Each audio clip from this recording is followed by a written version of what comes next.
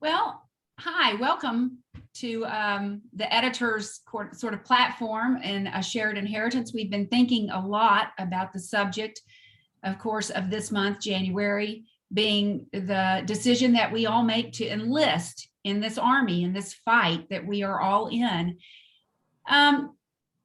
Just briefly, I'll introduce the editors to you, though our bios are posted. Lee Carter is Lee Harold Carter. She's my sister. She lives in Wiesbaden, Germany, and has for the last 20 years, teaches school there and worships with the saints in Darmstadt. Amy Angel Schlosser is a dear daughter and sister of mine. We worshiped together at Annandale years ago. She's in Wichita, Kansas with her husband Kent and their 2 children, and is in the trenches in those years. Jillian Ryan, who is a dear daughter of mine as well, that also was at Annandale with us years ago in Virginia, and is living now in Dallas, Texas, and has a very thriving business there. And she'll talk some today about some of her thoughts of her enlistment in this army. And then my daughter, Randy Roberts Castle, who has lived in her 12 years of married life, I guess, in Turkey and Korea and Japan and Germany, and is now residing in Georgia. And so we're all in different places, different stages of life. We're all dealing with different battles within the same war. And so we thought it might be helpful just to have a short conversation to post about our thoughts on this month's subject. Of course, our text for the whole year is the armor of God. In Ephesians, the 6th chapter, starting in verse 10, we are told by Paul as he speaks to the Christians there in Ephesus, but all throughout Asia Minor, and of course to us as well. Finally, my brethren, be strong in the Lord and in the power of his might. Put on the whole armor of God, that you may be able to stand against the wiles of the devil. For we do not wrestle against flesh and blood, but against principalities, against powers, against the rulers of darkness of this age, and against spiritual hosts of wickedness in the heavenly places. And therefore, take up the whole armor of God, that you may be able to withstand in the evil day, and having done all, to stand. And so, I've thought a lot about this. I'm going to kind of kick this off, and then I'm going to ask for some feedback from all of the editors. Each one of the editors will facilitate in the month that they're editing. But as I've thought about this, I turned 60 this year, and my life has, of course, gone to that point and no further beyond. But my experiences, of course, come to mind with this subject. And as we begin an evaluation of this passage, we begin with Paul's thought of putting on the armor and being strong, to make a commitment. That's an action that we put this on, that we must be responsible for this commitment ourselves, and that we stand, and that it is us who stands. And there is no question that each and every one of us realize a time, or perhaps various times in our lives, where we decisively and independently commit ourselves to this fight. Enlistment is our voluntary dedication, and is separate and apart from a commitment that's made by another for this army. And that's not so easy to distinguish at times. I think it's a little clearer and can become more clear when we look back and evaluate our lives, and we think about our faith throughout our lives. And each one of us, whether we are raised in a home where the word of God is taught, or whether or not we are taught and brought to this wonderful kingdom by a spiritual brother or sister, we have all learned from those that we consider to be mothers and fathers in the faith. All of us at times have relied on the faith of another to work for us and in us. And that's an unquestionable truth. We all, however, at some point step into this spiritual battle without any backup.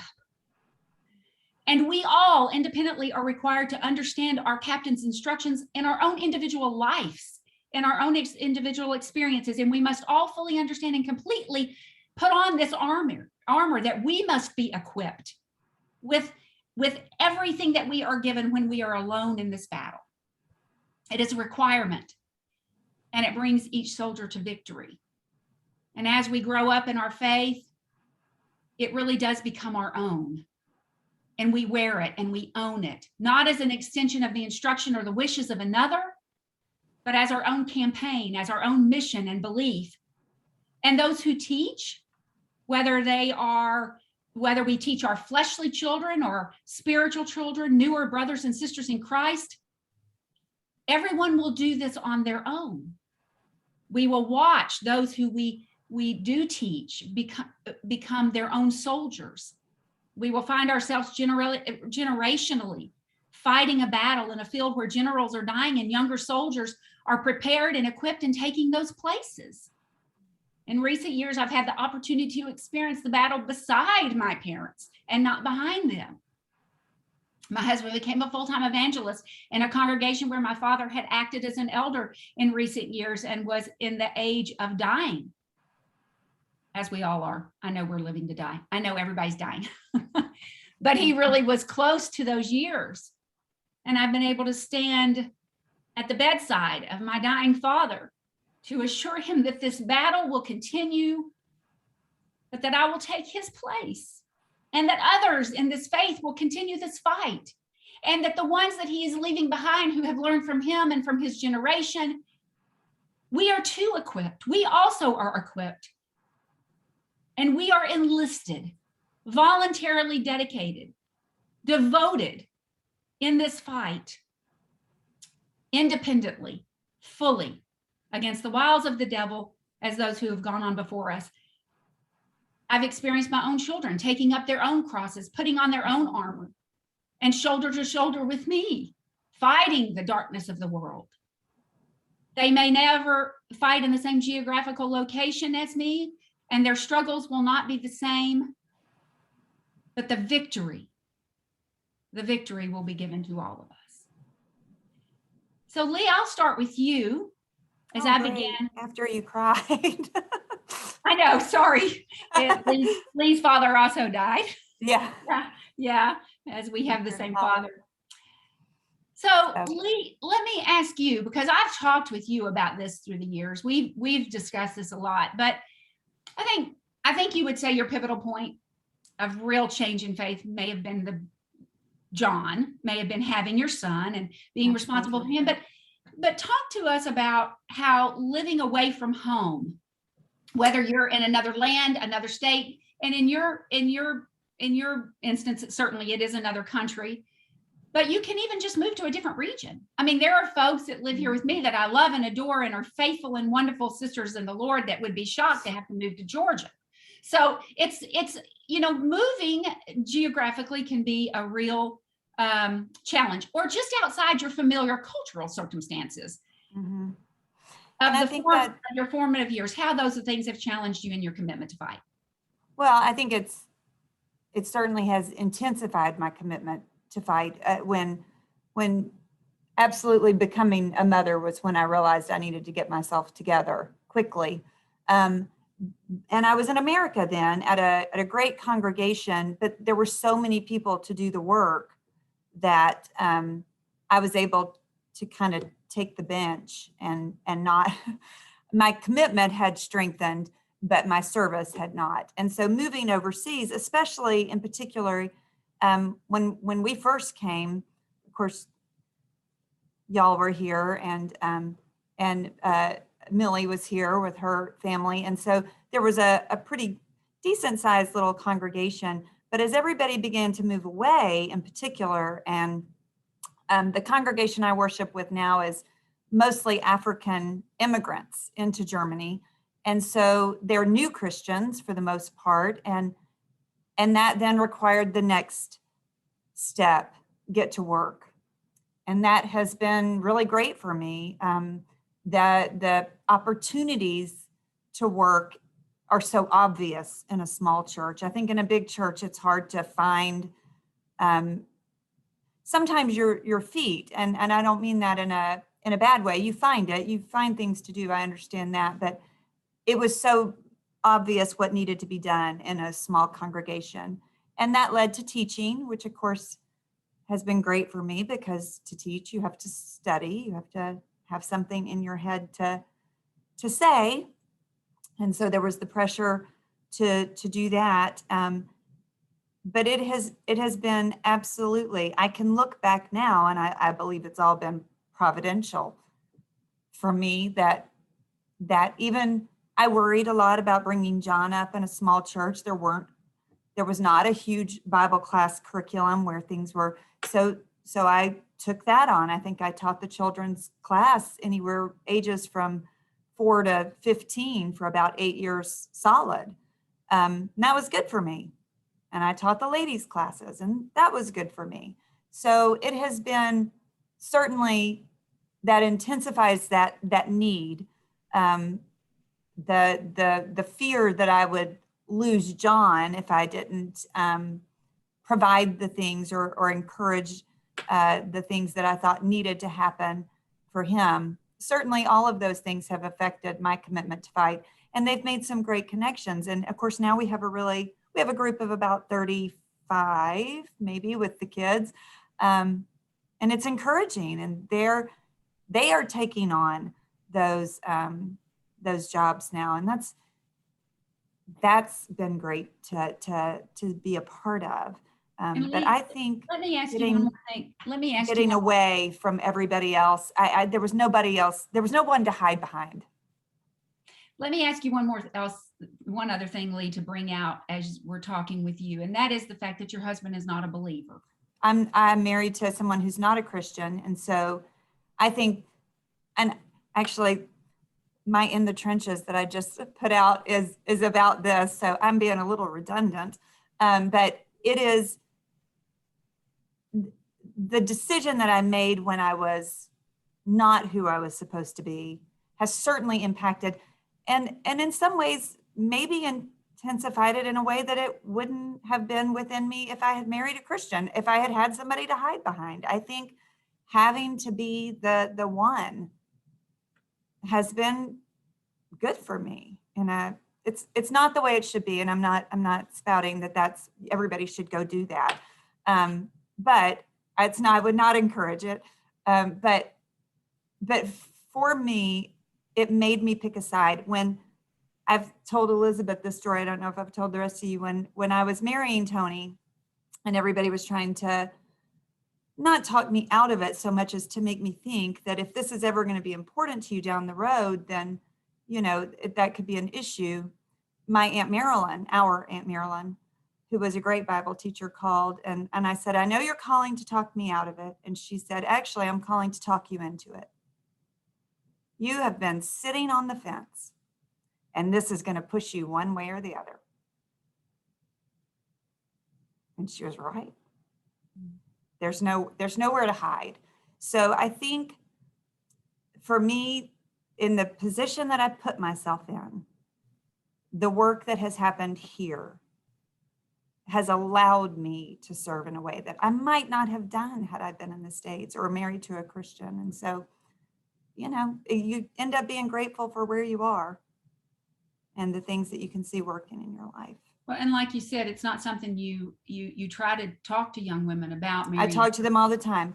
Yeah. I talk to them all the time. Not a wise decision. It's a decision you made that then had to make your commitment to fight look a different way. I did. And I think I was just so resolutely and willfully and stubbornly moving in the wrong direction that Aunt Marilyn saw that nothing she was going to say was going to stop it. So she shocked me. Yeah. And made me think a different. What are you going to do with it? Yeah. It'll all be you, which it always is. Yeah.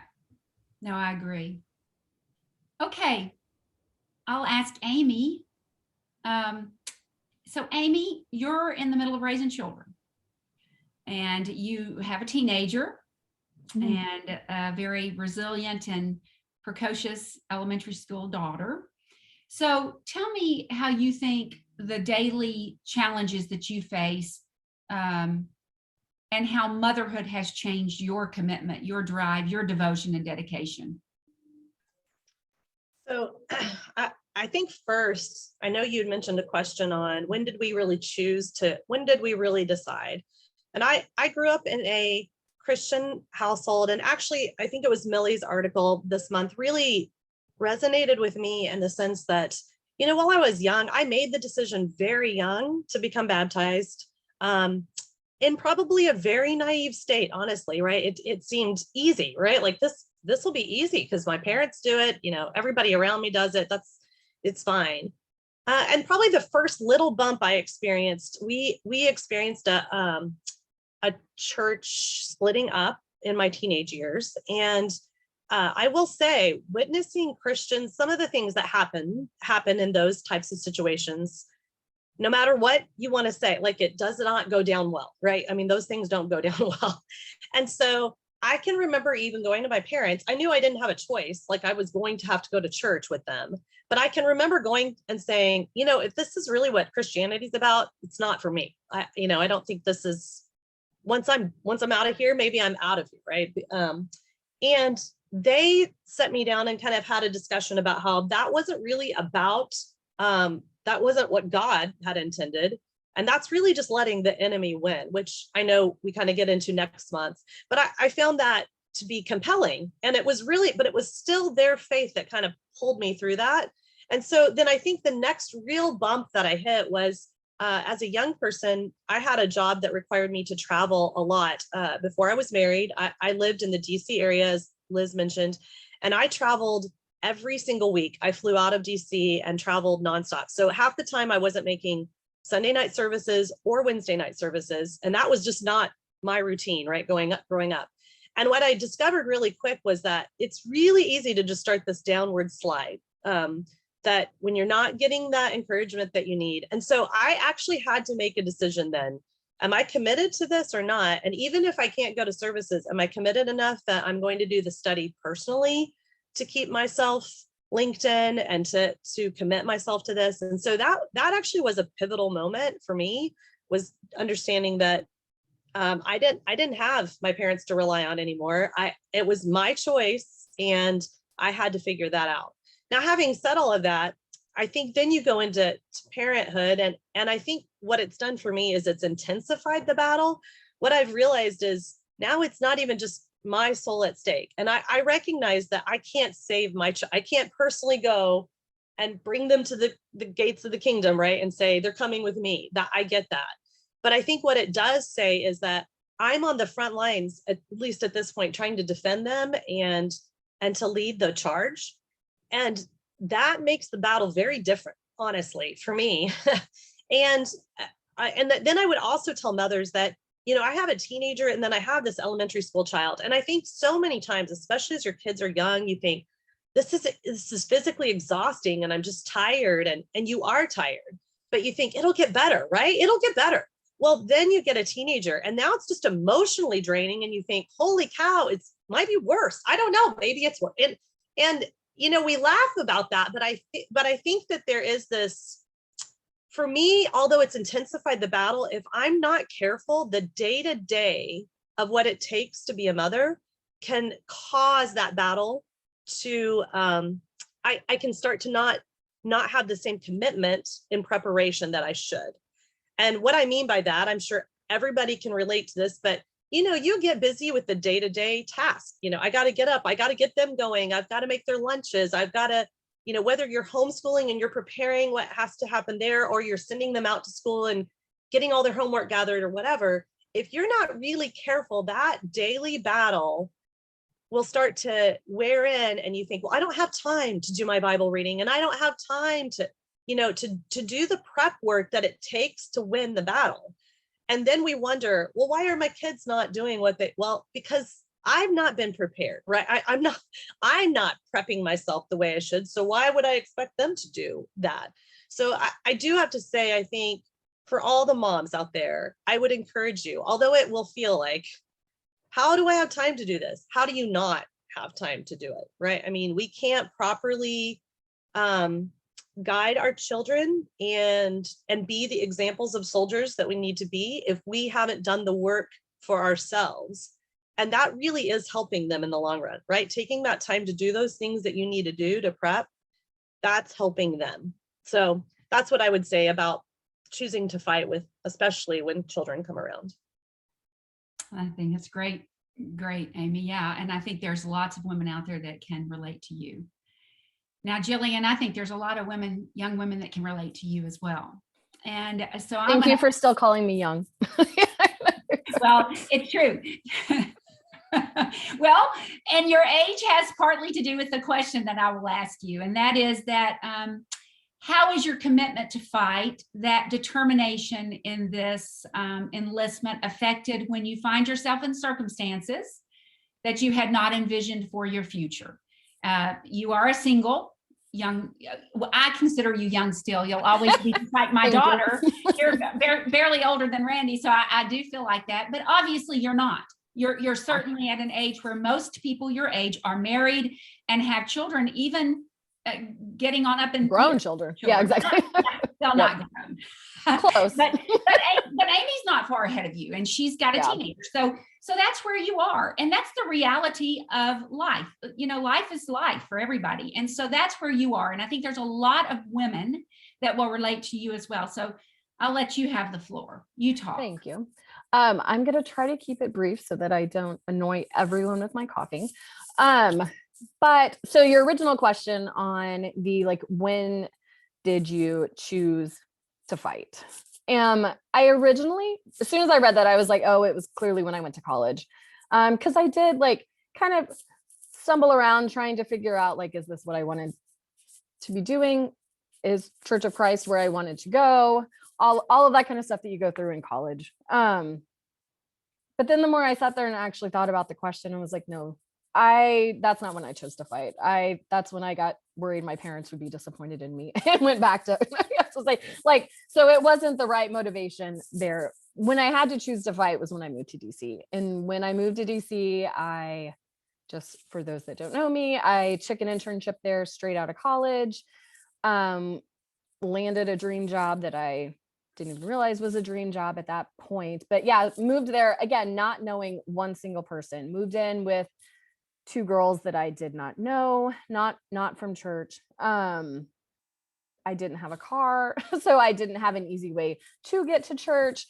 And basically no one would have known if I had gone or not. And so I think that was when I finally had to figure out, like, okay, why am I doing this?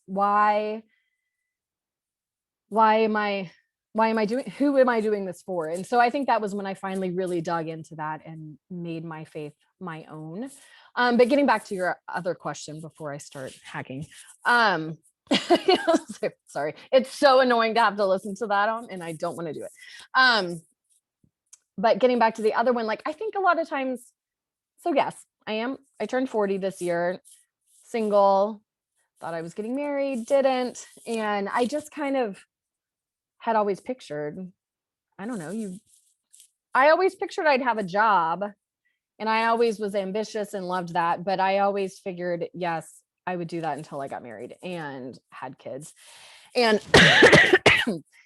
and then that didn't happen. And so I kept just waiting and waiting and waiting. And so I think my thing was finally having to make that switch of, are you just going to spend your whole life waiting for that, or are you going to get busy now? And so that was kind of when mine came in, I'd say late 20s, maybe even early 30s, because that was when I started my business too, because that was something else I had put off, thinking, oh, okay, I'll do this again once I have a husband that can provide, and this will just be the fun thing. And so I was like, when I didn't have to pay for my own rent on that kind of stuff. And so, yeah, that was when I finally decided, no, like, live your life. Don't sit around just waiting and waiting. And I feel like a lot of, especially single women, do that a lot, especially in their 20s, because there's such a focus on getting married, raising your kids, and all the things that women do as married women. But there's so much that we can and should be doing as single women, and not to sit around and wait, and not to sit around and bemoan that you're not married. That's also one of my biggest pet peeves. So anyways, we'll get into that later when I don't have a cough. But so yeah, okay. So basically it was choosing to get busy. Well, and I remember in DC, even your growth in DC of you talking about those things and realizing that this was going to be about what you believed and what you were going to do with that faith. I mean, you're going to stand before God just like everybody else, whether married or unmarried. So how do you serve? You find things to do to serve others. And certainly I saw that progression in DC. And of course, by the time we left each other, you were probably 30 at that point. I was, yeah. So, but well, and I just think, especially as single women, like I feel like we're taught to pity the single women, which is not something that should be done. I'd say, because I just feel like we're so uniquely fitted to serve, especially when it comes to being a good example for the younger women, being there for all of the stressed out moms that are running around being like crazy over there, and figuring out how you can help with that. Well, and one of the things that you and really Lee even doesn't ever struggle with is that you don't place your faith upon what all the things your husband's doing. You know, that what he does is not an extension of what you do. It isn't. It isn't for me. It isn't for Amy. It isn't for Randy. We're not an extension of our husband's work, but it is something that we have to work at seeing. I mean, my husband's a full-time evangelist, so I really have to work at seeing that I still need to be of service and need to be engaged and need to understand the needs of others.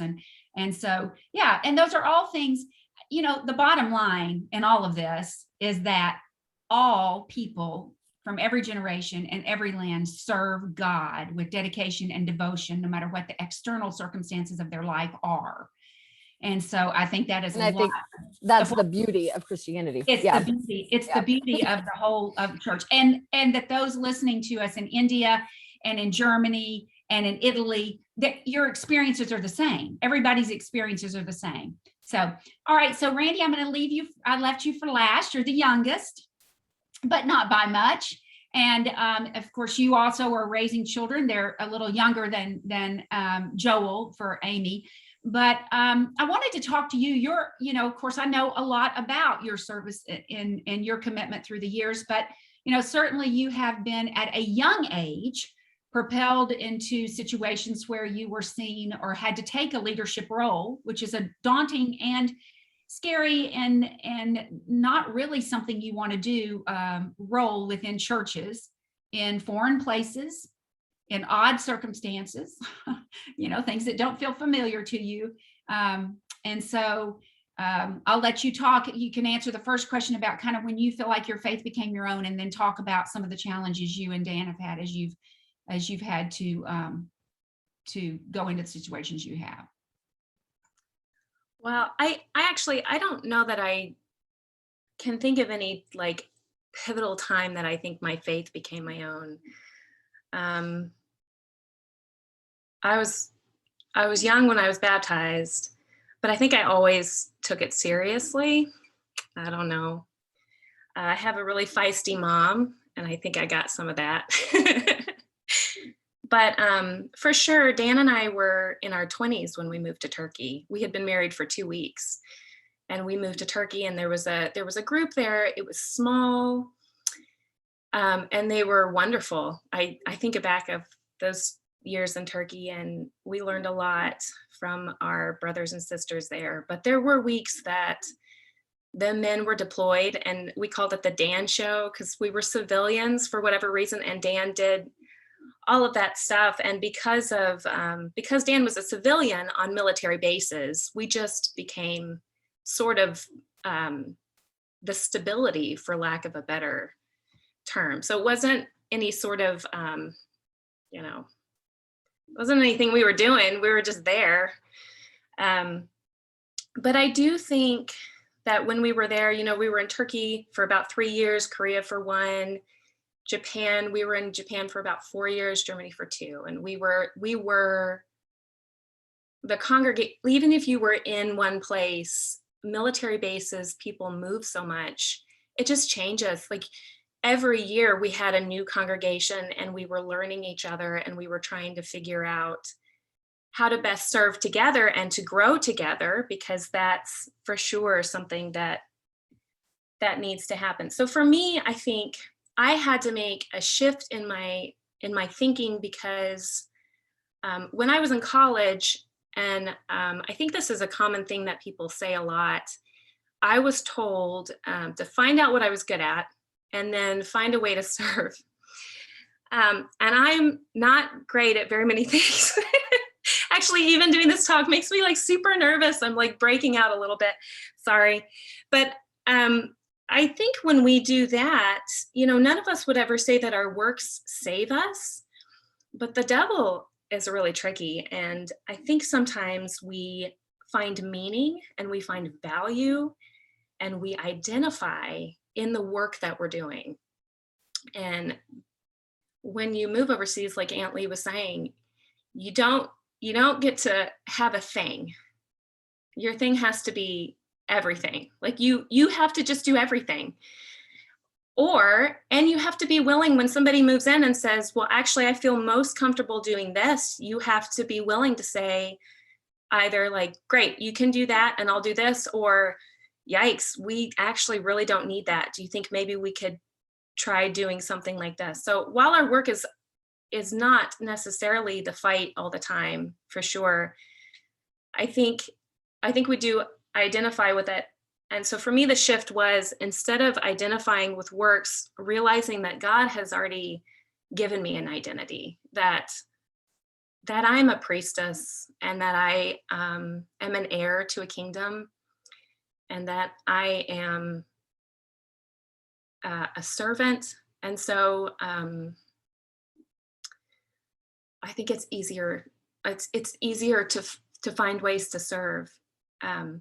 But we would come home. It was Dan and I would come home and we'd come to these congregations and we'd talk with people our age in bigger congregations, and they had all these theories about like, one guy even said like, oh, we should be tested to see what our personality type is, and only people who are good at these things should be doing these things. And I loved Miss Cammie's article because she talked about Moses. Moses didn't want to be a leader, and God kind of gets ticked off, and he does give him Aaron, but at the end of Moses's life, like, Aaron is not in control. Moses is the leader of these people, and he has done what God has said. And it is not anything that we do that allows us to do this work. And I think in the same vein, I do it at least. I think sometimes we identify with our lot in life. I think it's why I had a hard time becoming a mother. So I think that, you know, I didn't want to be a park mom. I don't know if you guys know park moms. I don't know. No one knows park moms. Okay, well, so I didn't want to be a specific kind of person. I had a hard time letting go of specific aspects of who I thought I was and pieces of things that I identified with, because you have to do it when you become a mother. But I was still a priestess, and I was still an heir to a kingdom. And if you keep that identity, you really can do, and you can be anything that God requires you to be. Well, and in that, and that is your commitment. I mean, that is the commitment that we all make. And in that, what you've learned too, like you mentioned, the congregations were all wonderful. You still have dear, dear friends that were part of those congregations and part of that growing experience and part of you understanding what this enlistment meant for you. You know, in many ways, all of us have spoken today about situations that we are in that we had not anticipated, had not experienced before. And I do think that we continue throughout our lives to reevaluate the enlistment. I would say we enlist over and over again. that when new circumstances arise or challenges come our way, we reevaluate all the time what it is that we're in this for. I mean, I'm 60 years old, and I'm making pots of soup today for some folks that are sick, and I reevaluated when I was in there because I'm running back and forth to my job, and so I think those are daily things we do.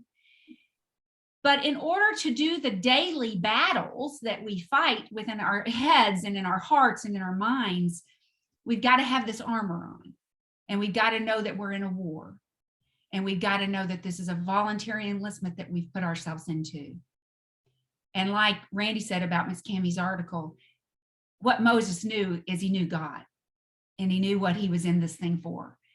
And he knew that whatever the way God had planned would be the way that it would be. And so I think that all of us can. Is there anybody else that wants to add anything? I think, I don't know how long this recording has ended up being, but I hope this is helpful. These are just some of the kind of the things that we've thought about. We have more in the trenches coming this month.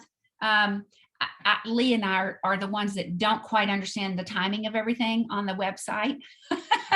So the other three would know more, but there will be more in the trenches coming. Next month, our theme will be defining the battle, which of course is also a very independent and individual thing for each of us, because all of our battles are different. The war is the same, the battlefields are different. And so hopefully this will be helpful for everybody.